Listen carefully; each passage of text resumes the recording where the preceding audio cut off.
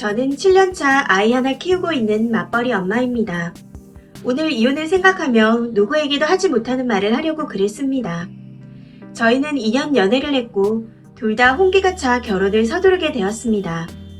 시댁은 어느 정도 노후가 준비되어 있지만 저희에게 지원해주긴 힘들다 말씀하셨고 남편도 군 전역, 대학 취업까지 모아둔 돈이 없었습니다.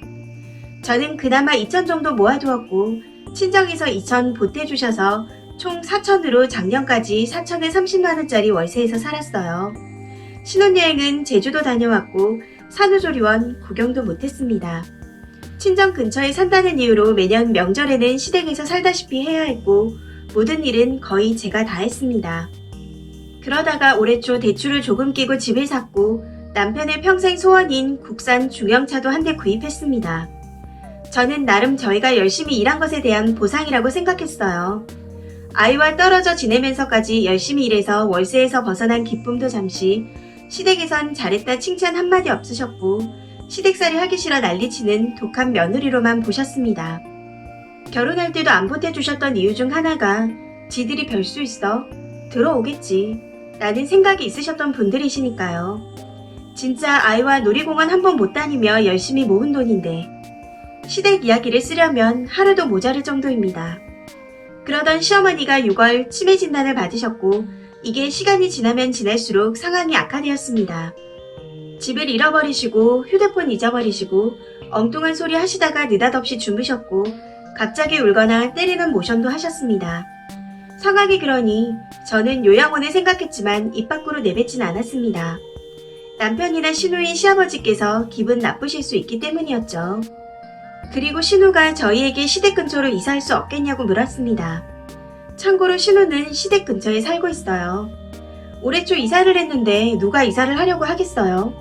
차로 40분 거리로 그리 멀지도 않습니다.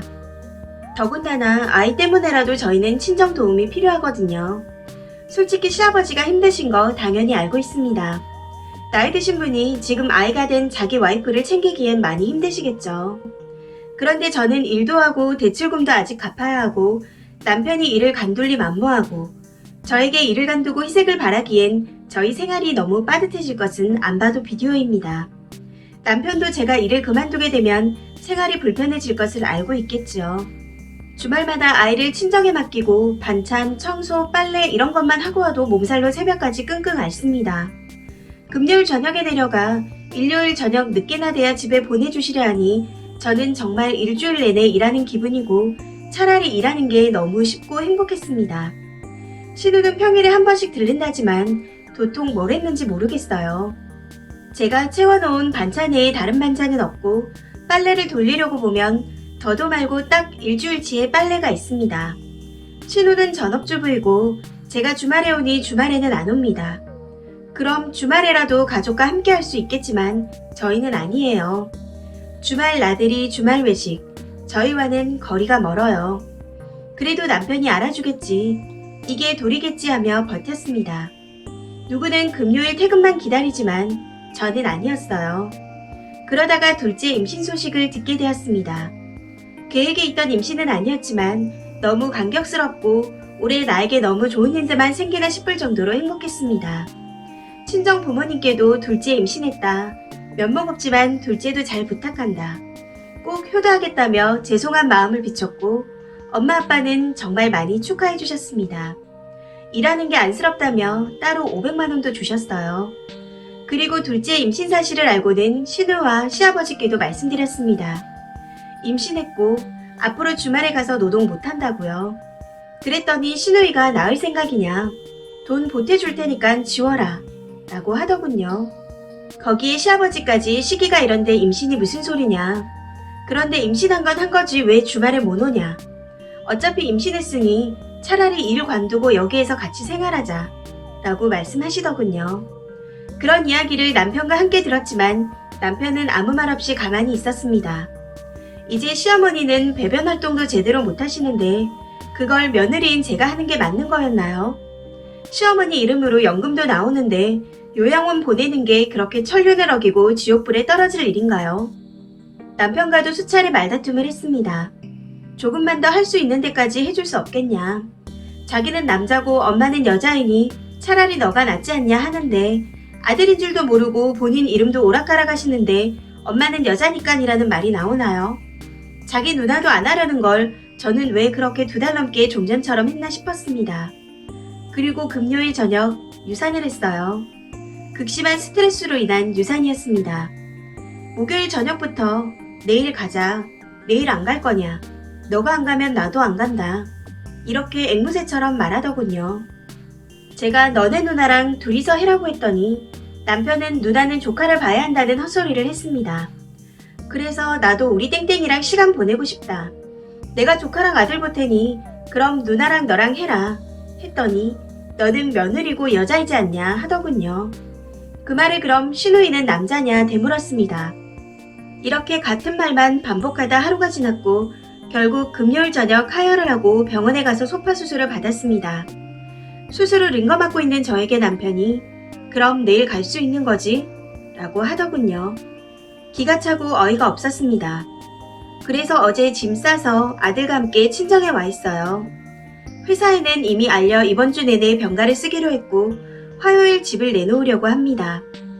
화요일엔 이혼 서류도 접수하려고요. 7년 동안의 희생과 도리. 아내, 며느리, 옳게 엄마의 역할을 다하려니 너무 지치고 힘들었는데 저에게 찾아온 아이가 그걸 다 잊게 해주었는데 아이는 아니었나 봅니다.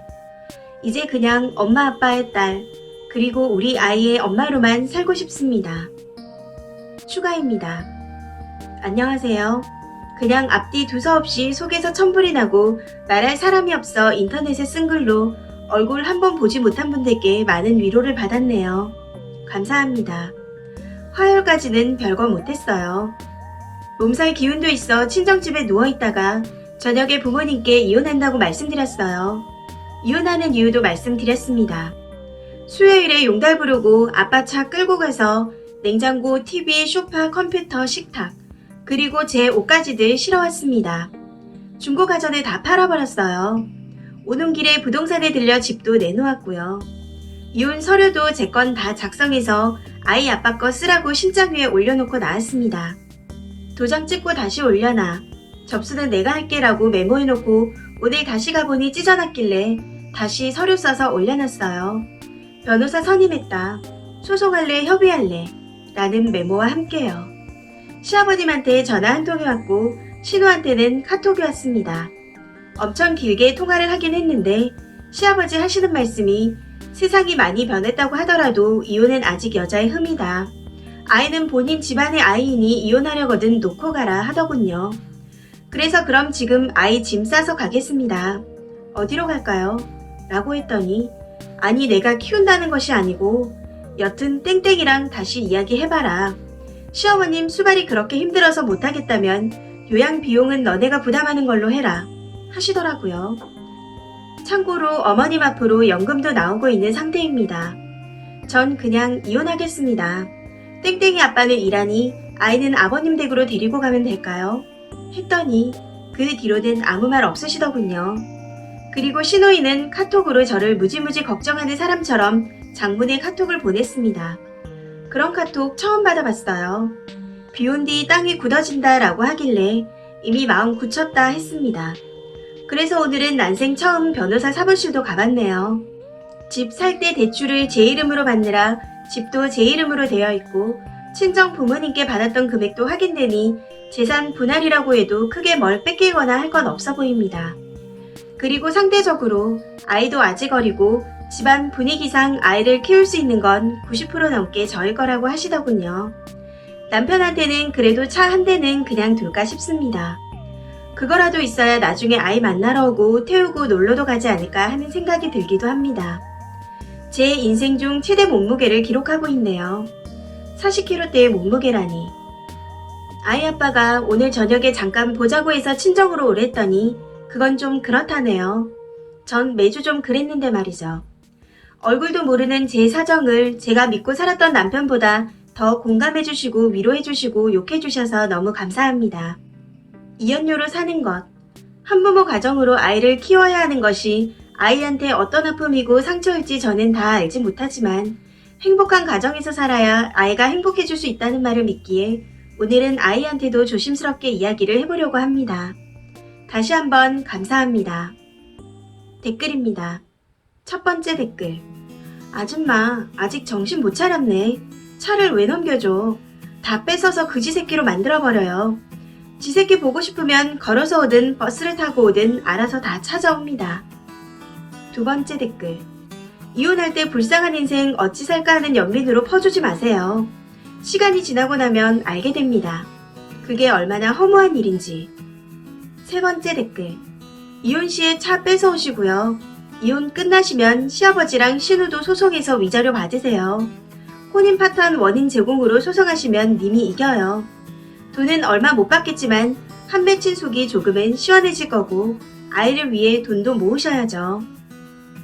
네 번째 댓글. 저 새끼 분명 개소리하면서 위기를 넘기려고 할 텐데 지금 마음 변치 마시고 남은 인생 행복을 위해 꼭 새삼을 찾으시길 바랍니다. 다섯 번째 댓글. 이혼 막고 싶어서 얘기 좀 하자면서 처가 앞으로 오라니깐 그건 좀 그렇대. 차도 가져오세요. 저 말 듣고는 줄 수 없을 것 같네요. 이 사연은 여기까지입니다. 시청해주셔서 감사합니다.